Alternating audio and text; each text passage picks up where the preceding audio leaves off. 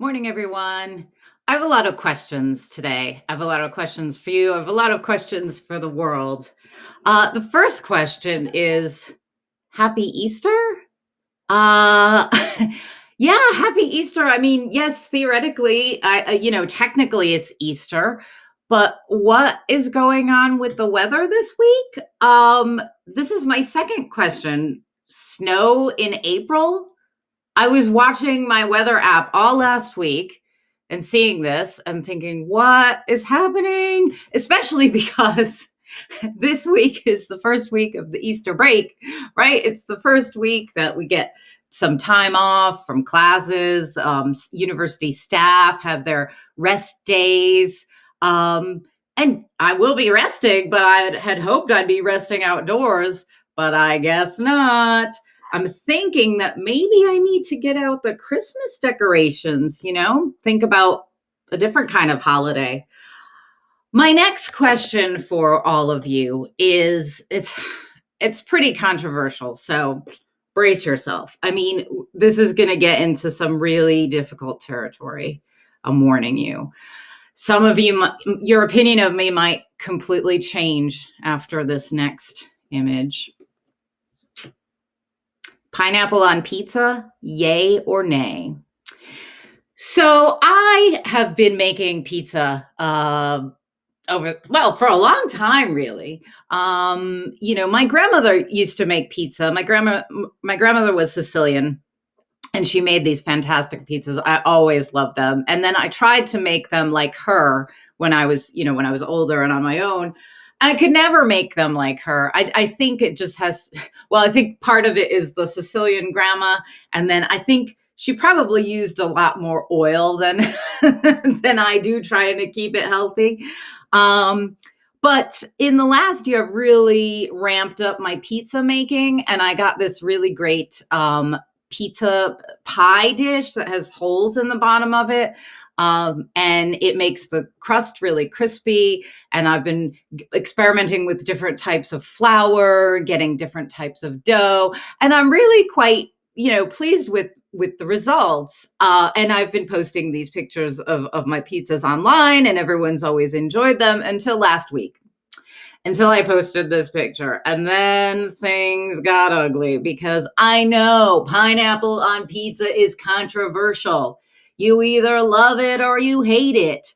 I happen to be in the love it camp. I like the sweet and savory, but I absolutely respect all of you who do not like pineapple on pizza or think that it belongs on pizza. I absolutely respect that. I respect all pizza choices. Now, Matt made a pizza last weekend too.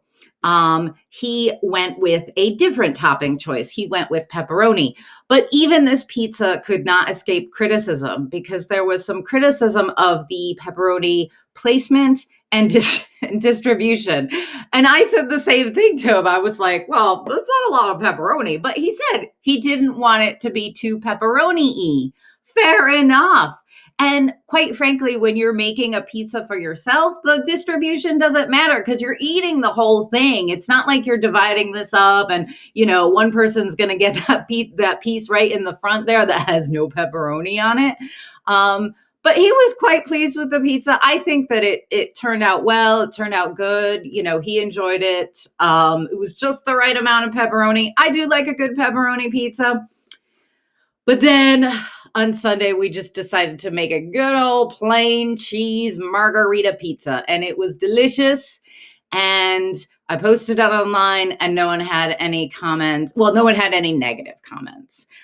So everyone was quite happy with that. But I just thought, because I've been making pizza and I've been telling everyone that I would show you how to make pizza, I thought I would do that today. Now, I usually make my pizza dough in a bread maker. It makes it much easier, but still making your own dough without a bread maker is not that hard. I appreciate that probably a lot of you don't have bread makers, so I'm going to show you the fully DIY version. For those of you who have a bread maker, you know that you just toss all the ingredients and put it on the dough setting, and then the rest is straightforward. So I'm going to take you to the kitchen now and show you how to make my famous margarita pizza. Your toppings, your choice. That is all up to you. So what you want to do for the pizza dough is flour, sugar, salt, yeast, mix it up in your bowl, make a little hole in the center, and then you add about a tablespoon of oil, and then about 100 milliliters of water, and then you mix it up to form a dough. This is just a quick dough recipe. Now, if it's looking too sticky, you can add some more flour. If it's not really coming together, you can add more water, but eventually it should come together, and I like to use my hands to help it along. Really get your hands in there.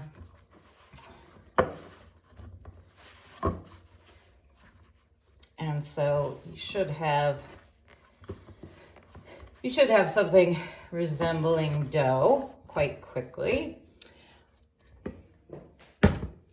Now what you're going to want to do is, on a floured surface, you want to knead your dough. Okay, so you just sort of flip it and get your hands into it. This is just, it's a bit easier when you make, I sort of halved the recipe because I just wanted to make one thing of pizza dough. Okay.